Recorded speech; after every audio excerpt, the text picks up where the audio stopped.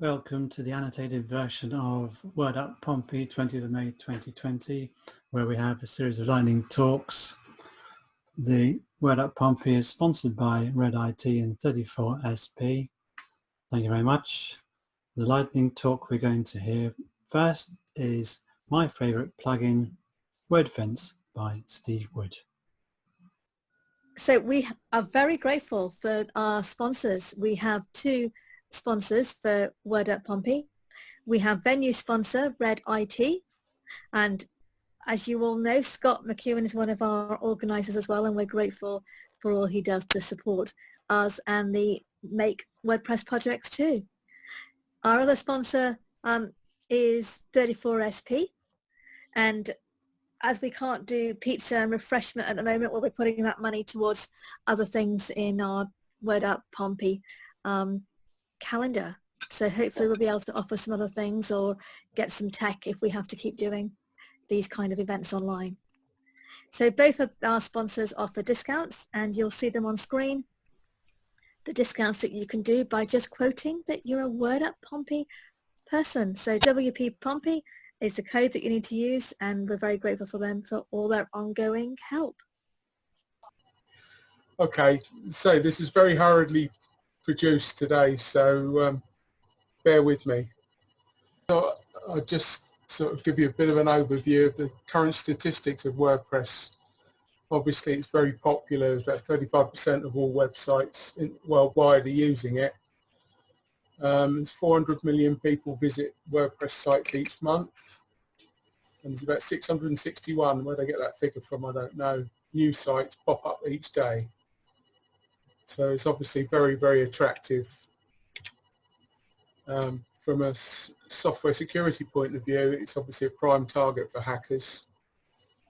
There's vulnerabilities can happen within core code of WordPress, which is very rare. Or usually more likely in plugins. I read some figures recently. I think it said about 93% of all problems are actually occur in plugins.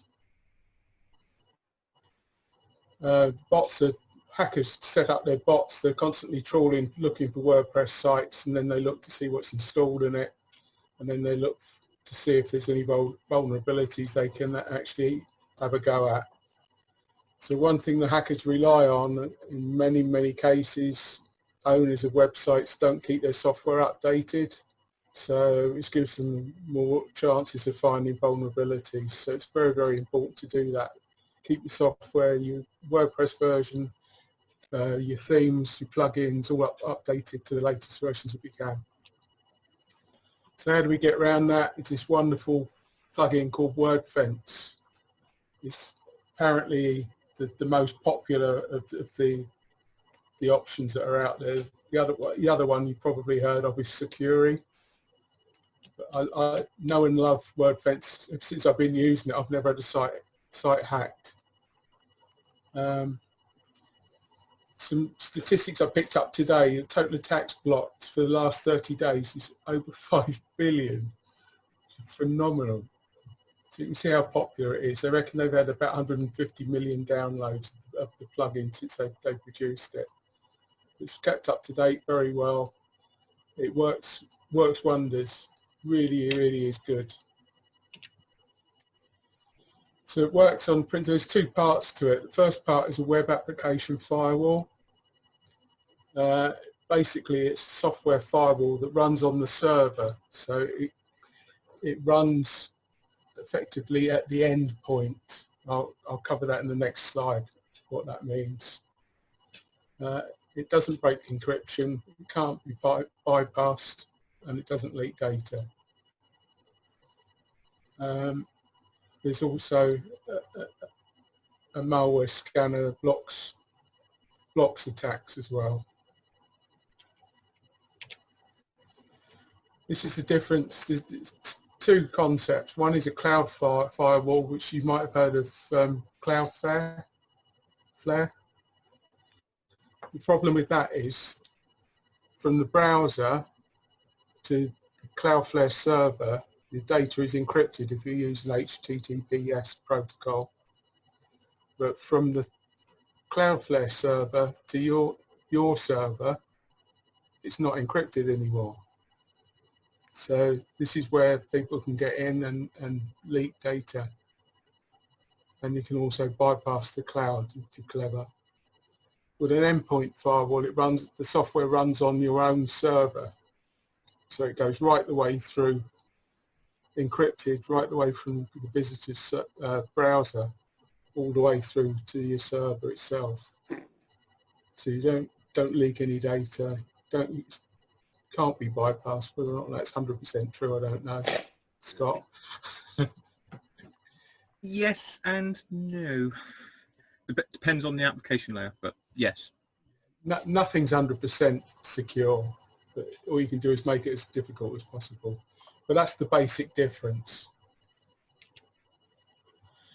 I suppose the core of the Wordfence plugin is this threat defense feed. It's a massive great database which is updated.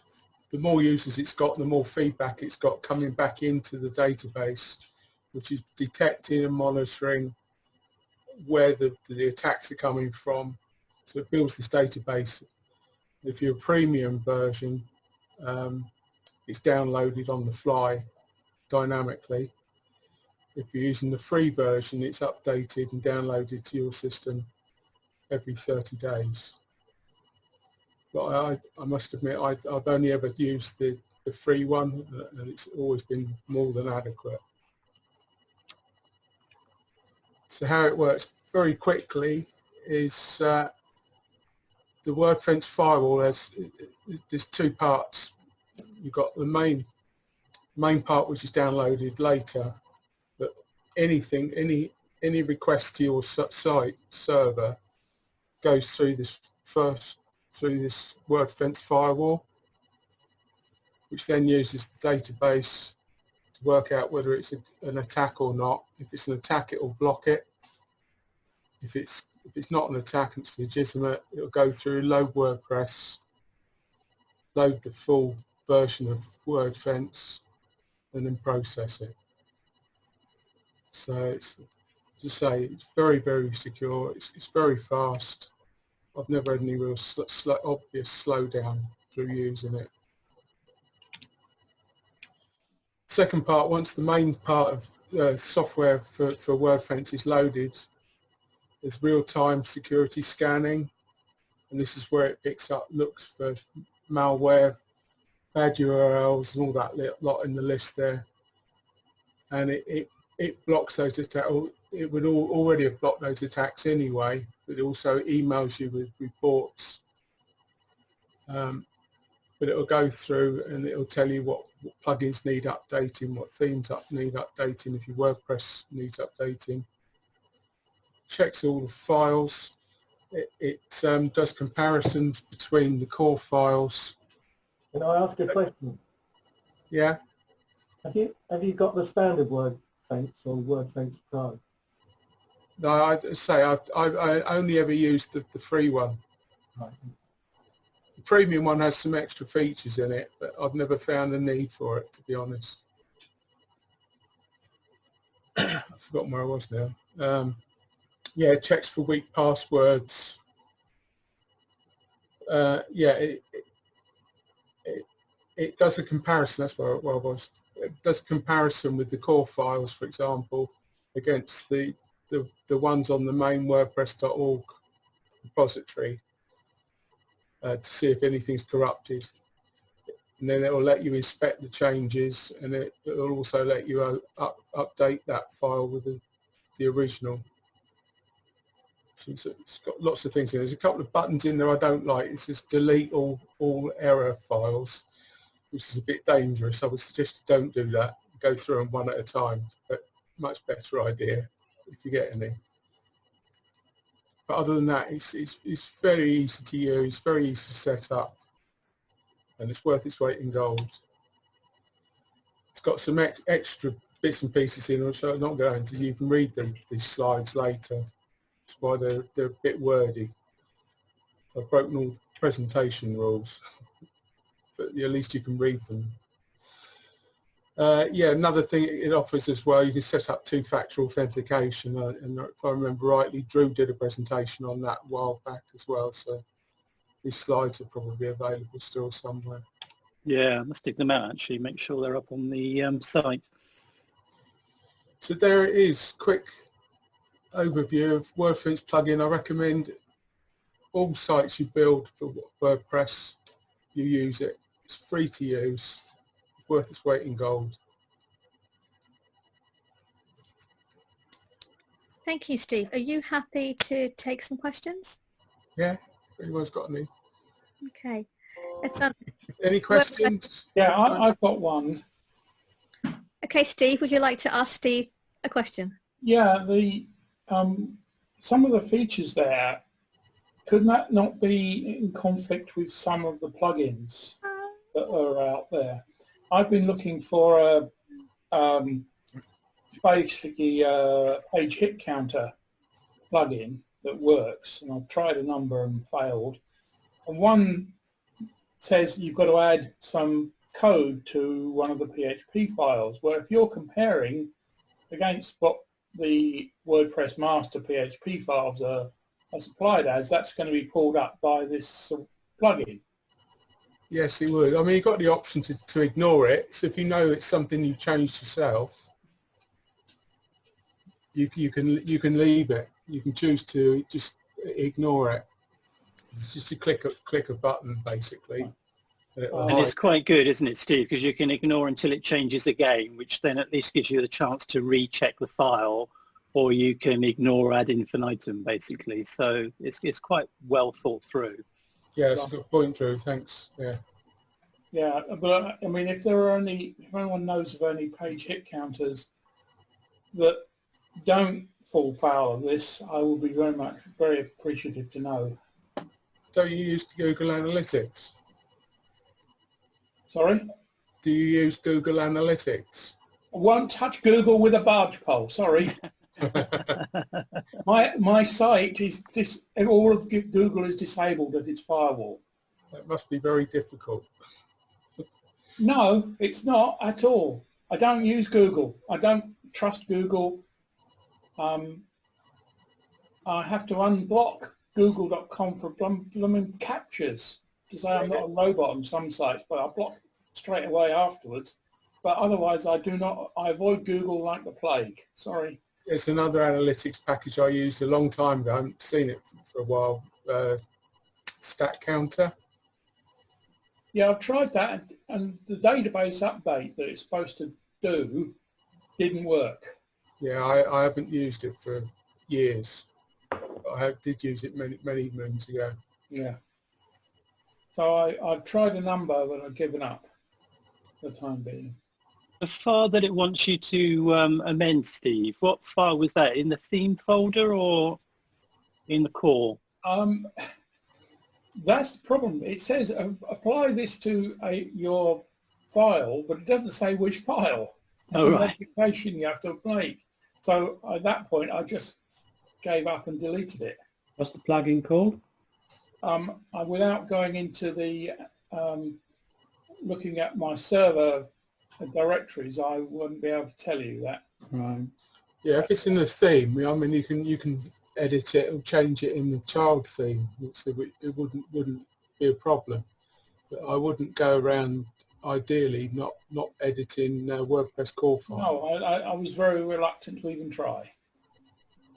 But child themes would definitely, if it's a file in the theme, you can normally get around that by having a child theme. So because that's not in the WordPress repository, Wordfence won't flag it as a problem.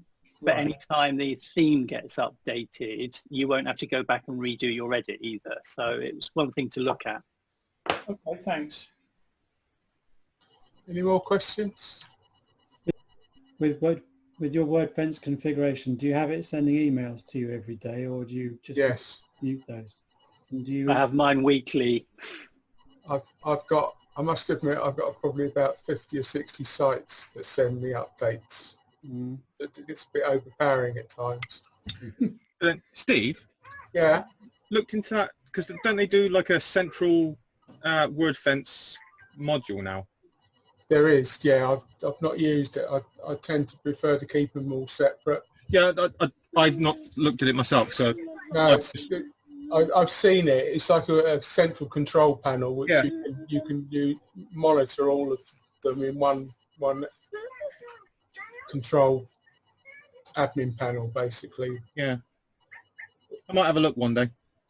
Yeah, I'm just wary of things like that, because if you make a mistake on one, you end up just deleting it from every site. Yeah, Damage limitation. you quite. It depends on how it links the issues together. Yeah. No, I must look at it one day, but I haven't so far. And you said it updates the metadata every 30 days? Yeah. Yeah, it does it automatically, and it'll even, it's an option, Wordfence plugin will update itself as well automatically. But basically, every time it connects to the server, it will update. I couldn't remember what I couldn't remember what the meta update cycle was. It's 30 days for the free one. It's on the fly if it's the pro one. Yeah, because the scanning you can set to whatever you like, can't you? Yes. Yeah, it's just the signatures it scans for could be up to 30 days out of date, depending on when the update was last done. The one thing I will say for Wordfence, though, there was a really big zero-day exploit at some point in 2009. I'd love to try and find the blog post again. But I seem to remember they pushed that out to every site's metadata, even if you weren't on the 7-day premium plan, because it was such a well-known exploit. So the fact that they were prepared to do that, I think, does say something about the company.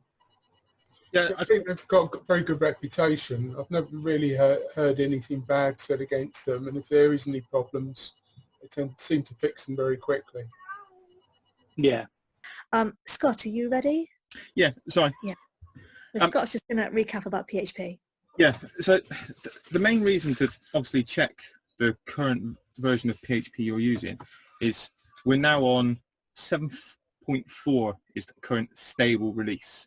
So if you're using something that is using a 5 or even a 7.0 version of PHP, one, it's possibly not maintained anymore, which means there's security holes in it. Sorry. But the speed improvement between a version 5 and a version 7 is a massive leap forward in the security, in the improvement of the actual processing of the language in itself. So I would always recommend at least version 7, but there's talk in the hosting group at the moment to step up to a minimum requirement of 7.2 on the next major release as well. And for those of you that really like PHP, there's rumours of PHP 8 on the horizon, so watch the space. So if anyone's not sure about how to check those things, please do get in touch with one of us, either in the Slack channel, and we'll be pleased to help. But also the site health check on WordPress websites does help you guide through that as well. Not all hosts support lower versions of PHP, so it is worth also checking that. So Some thank you. also Scott. charge you extra as well for supporting older versions. Really? It's actually something else Wordfence allows you. It's got sort of tools in there, and it'll actually show you what version of PHP you're using. It's another good reason to give that a go. Just so that we're being fair to all the WordPress plugins, there are many other security plugins as well, and if it's one that you use that you particularly think you'd like to share at a future talk, or if you'd like to talk to Steve further about Wordfence and some of the settings in the version that he uses, I'm sure he'll be happy to help.